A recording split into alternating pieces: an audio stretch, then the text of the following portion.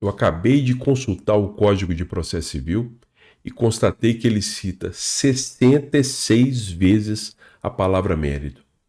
Usa mérito quando fala resolução de mérito, decisão de mérito, sem resolução de mérito, julgamento do mérito. Na ação incisória fala de decisão de mérito. Em vários momentos ele fala 66 vezes. E afinal, o que é mérito?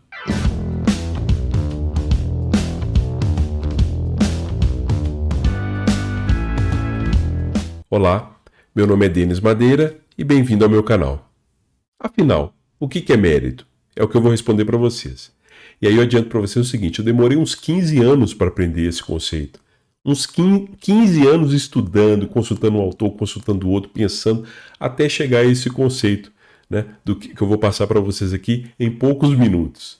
Mas o melhor conceito de mérito que eu já li e que eu adoto e que eu considero mais preciso, daqueles de tão precisos que se você tirar uma palavra prejudica e você acrescentar alguma também vai prejudicar, é o conceito que é apresentado por Rodrigues Vieira, que ele fala que mérito é a lide nos limites do pedido. Mérito é a lide nos limites do pedido. Esse é um conceito maravilhoso, um conceito que, como eu falei para vocês, não pode nem acrescentar nem tirar nenhuma palavra. É um conceito, para mim, perfeito. É aqueles que dá vontade de você pegar, colar na geladeira, sabe? Então, a geladeira é um lugar que eu frequento muito, então gostaria de colocar na geladeira para ver toda hora esse conceito de mérito. É um conceito maravilhoso. Porque mérito, olha só, quando fala que mérito é a lide nos limites do pedido, mérito não é a lide. Mérito não é o pedido. Então, uma coisa é uma coisa, outra coisa é outra coisa. Então, mérito é a lide nos limites do pedido, dá para perceber que a palavra mérito, lide e pedido possuem uma relação. Eu não vou entrar aqui no conceito de lead propriamente dito. Se for o caso, depois, se vocês quiserem, eu gravo um vídeo para vocês só explicando o que é lead nessa visão de Francesco Carnelutti, explicando em detalhes. Mas vocês já devem saber que lead é um conflito de interesses qualificado pela pretensão resistida na visão de Francesco Carnelutti, uma visão muito interessante. Esse conceito também é muito importante para o direito processual. Então, quando você tem um conflito, duas ou mais pessoas disputando um bem da vida, um bem apto à satisfação de uma necessidade, você fala que existe a lide, né? Duas ou mais pessoas disputando um bem, um tem a pretensão e o outro resiste, fala assim, eu não vou lhe entregar. Então imagine, João ajuiza uma ação em face de Maria e João diz, este imóvel é meu. A Maria diz, não, não é seu não, vou resistir, esse imóvel é meu. Então a Maria se defende defendendo a tese de que o imóvel é dela e não do João, autor da ação. Então o que você tem? Você tem uma lide, um conflito de interesse em torno do bem da vida. Neste caso, o bem da vida é corpóreo, né? É um imóvel. Pois bem, neste caso você tem a lide. Mas eu não sei propriamente qual o conflito, ou melhor dizendo, qual que é a briga que existe entre essas duas pessoas. O que aconteceu antes para eles chegarem no ajuizamento dessa ação. Então existe uma discussão que é a seguinte. Alguns autores defendem a tese que a lide é uma realidade extraprocessual. E outros autores defendem a tese que é uma realidade endoprocessual. Quando falo extraprocessual, quer dizer o seguinte, está fora do judiciário, está fora da ação, está fora do procedimento, não foi levado ao judiciário ainda. É um conflito que está na esfera extrajudicial. Ao passo que alguns autores defendem a tese que a lide é uma realidade intraprocessual, endoprocessual, ou seja, é um conflito que é narrado em juízo e que é objeto de uma petição inicial, está lá narrada na petição inicial. Então, repetindo, existem alguns autores que defendem a tese que a lide, esse conflito, é uma realidade extraprocessual e outros que defendem que é interprocessual, só existe no processo. Pois bem, eu sou da tese de que a lide é uma realidade intraprocessual e que os conflitos que existem entre os seres humanos fora do judiciário, a gente não pode qualificar como seria um conflito que interessaria, por exemplo, a sociologia, a psicologia ou mesmo a criminologia, né? Mas pensando do ponto de vista processual, não é lide. Lide seria uma realidade interprocessual. E mérito também seria uma realidade interprocessual. Então, se você pegar, por exemplo, se João ajuizou uma ação em face de Maria reivindicando um imóvel, como eu falei com vocês, o pedido e o bem da vida, né, o bem da vida que é objeto do pedido, é a propriedade do imóvel.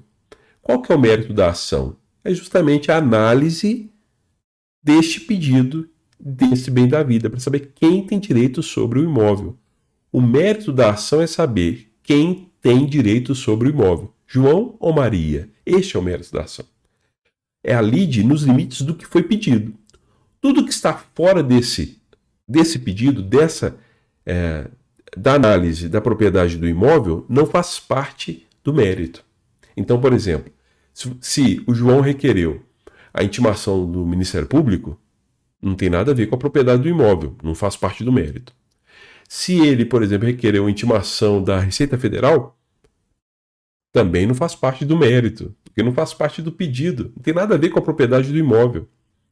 E, se porventura acontece de se esbarrar numa das hipóteses que o Código de Processo Civil defende, que é a questão da extinção sem resolução de mérito, quais são as hipóteses de extinção sem resolução de mérito? Por exemplo, você encontra isso no artigo 337, você encontra isso no artigo, por exemplo, 485 do CPC, estou colando aqui, no artigo 485 do CPC, vocês vão encontrar, por exemplo, hipóteses de extinção sem resolução de mérito.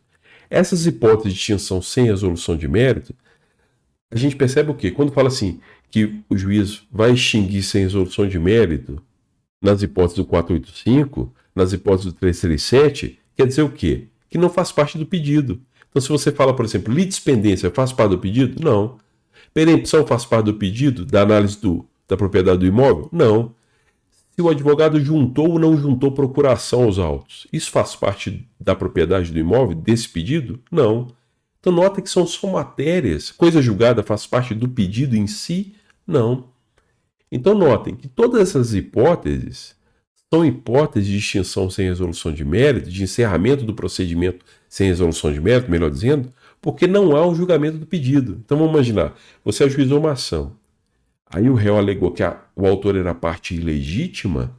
Ora, se o juiz reconhece a ilegitimidade do João nessa ação, dizendo que o João não poderia ajuizar essa ação, ele não julga quem é proprietário do imóvel. Ele não julga o pedido. Ele não julga o mérito. Então, olha que conceito espetacular. Mérito é a lide nos limites do pedido. Mérito é a lide nos limites do pedido. Ou seja, se o juiz julgou o pedido, ele analisou quem tem direito sobre o bem da vida. E se ele analisou quem tem direito sobre o bem da vida, ele julgou o mérito. Se o juiz não julgou o pedido, ele não analisou quem tem direito sobre o bem da vida. E, portanto, ele não julgou o mérito. Por isso que você fala que hipótese de litispendência, de coisa julgada, de falta de interesse de agir, de legitimidade, de existência de mandato nos autos, indeferimento da inicial, são hipóteses em que o juiz não julga o pedido. E se ele não julga o pedido, ele não julga o mérito.